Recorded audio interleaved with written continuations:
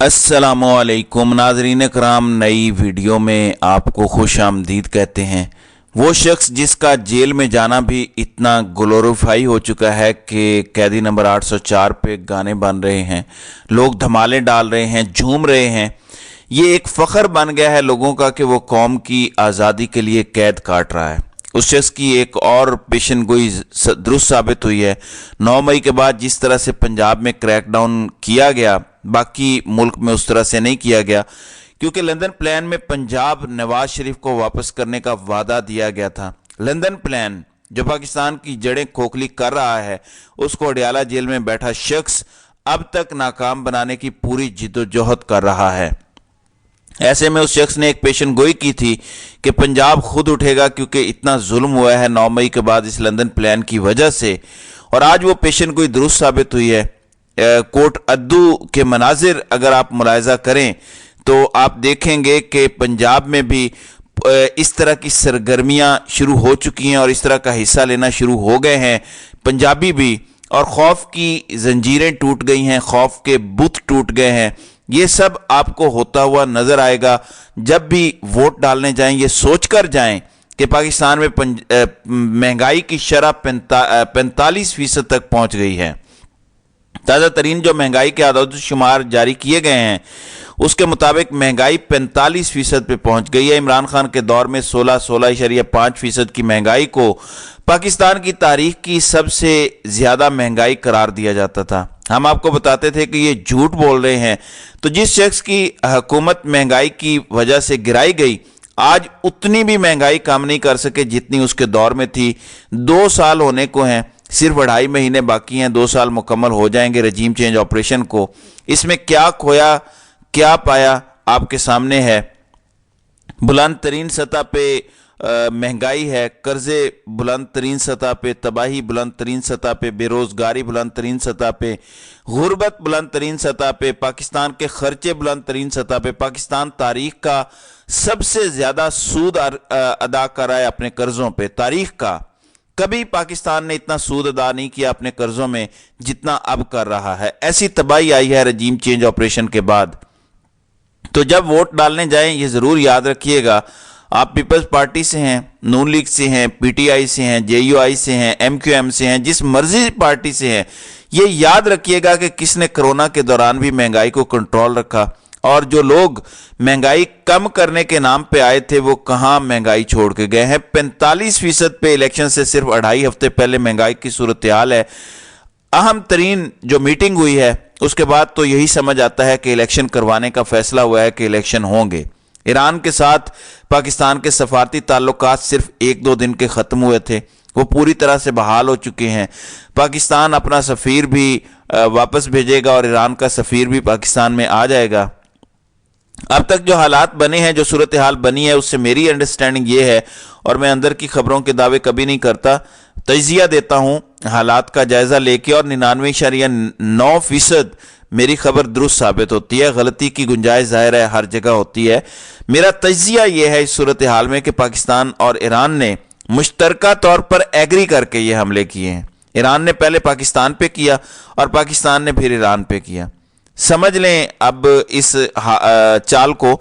अगर पाकिस्तान खुद हमले करता बलोचिस्तान में, ईरान के जो भी तहफ़्फ़ुज़ात थे वो दूर करने के लिए अगर खुद हमले करता, तो पहले ही पाकिस्तान में फ़िज़ा इतनी ख़राब है, चंद बड़े लोगों ने बंद कमरों में गलत फैसले करके अवाम को इतना मुतनफ़र कर दिया है, ऊपर से मिसिंग पर्सन का धरना चल रहा है।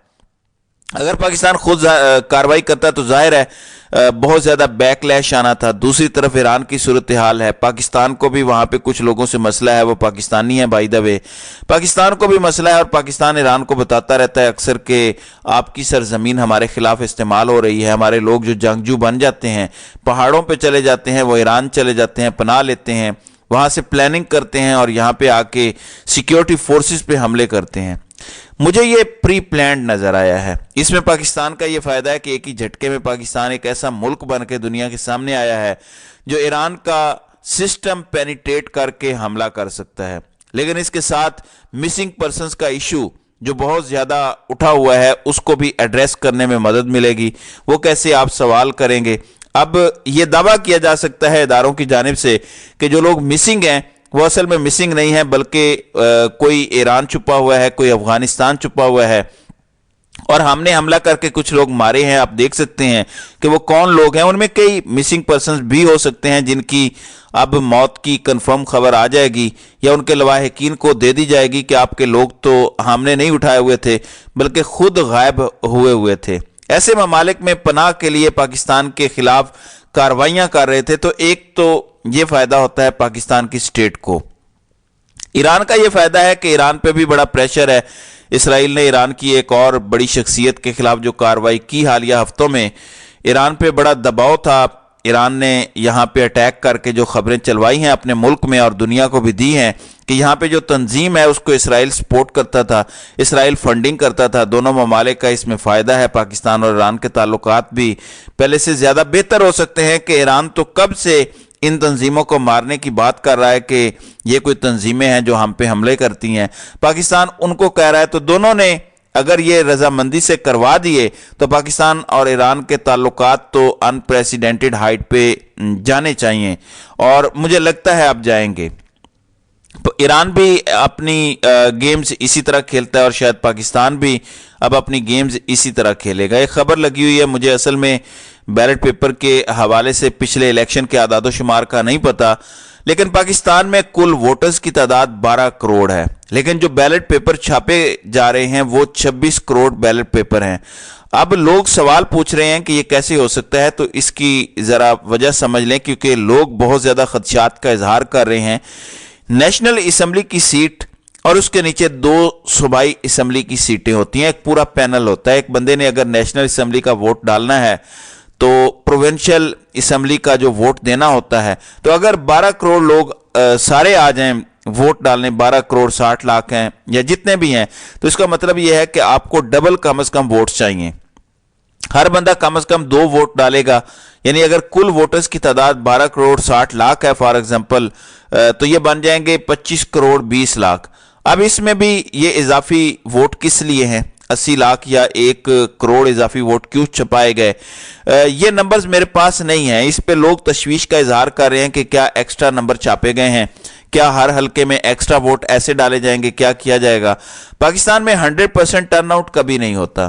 اس کا مطلب یہ ہے کہ اگر اتنے ووٹ چھاپے جا رہے ہیں، زیادہ سے زیادہ 5 سے 6 کروڑ لوگ حقیقی معنوں میں ووٹ دیں گے، تو اس کے بعد 12 کروڑ جنولی بھی پرچیاں بچ جائیں گی۔ تو مجھے نہیں لگتا کہ اس میں کوئی خرابی ہو سکتی ہے ممکنہ طور پر۔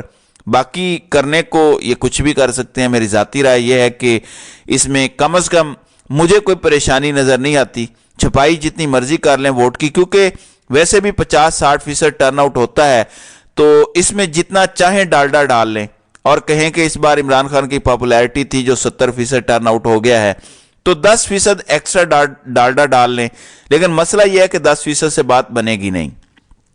اس بار گیپ بہت زیادہ ہے۔ میں دیکھ رہا تھا کہ وہ جو مائک لے کے لوگوں کے منہ میں گھسیڑتا ہے ایک رنگ باز، وہ بھی آج کہہ رہا تھا کہ دیکھیں تحریک انصاف تو 80% ہے، اتنا گیپ کیسے ختم کیا جائے گا؟ وہ بھی تسلیم کر رہا ہے۔ عمران خان کا ایک اور مخالف جس نے ارشد شریف کے منہ میں مائک گھسیڑا تھا اور ارشد شریف سے کچھ ایسی باتیں کروا دی تھیں جس کے بعد چند لوگ غصے میں آ گئے تھے، جس کی وجہ سے ارشد شریف کی زندگی مشکل بنا دی گئی تھی، ان کے لیے زمین تنگ کر دی گئی تھی۔ وہ بھی کہہ رہا ہے کہ پوری سازشیں ہو رہی ہیں کہ تحریک انصاف کا ووٹر بد دل ہو جائے اور الیکشن والے دن ووٹ ڈالنے نہ آئے۔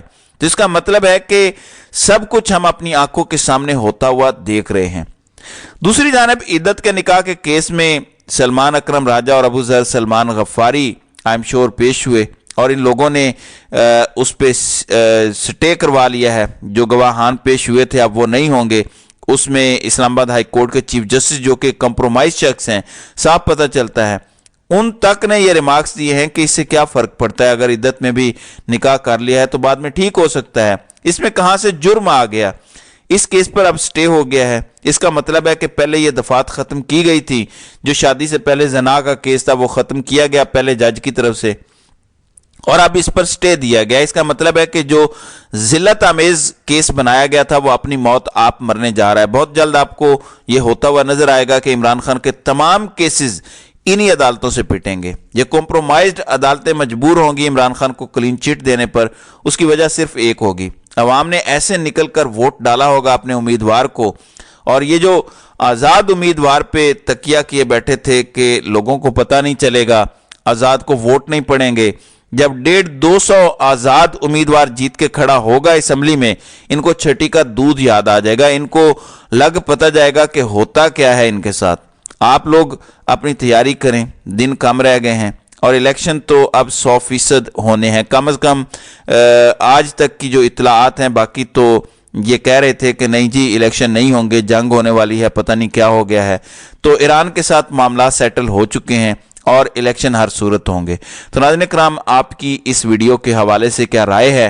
آپ اپنی رائے کا اظہار کامنٹ سیکشن میں ضرور کیجیے گا۔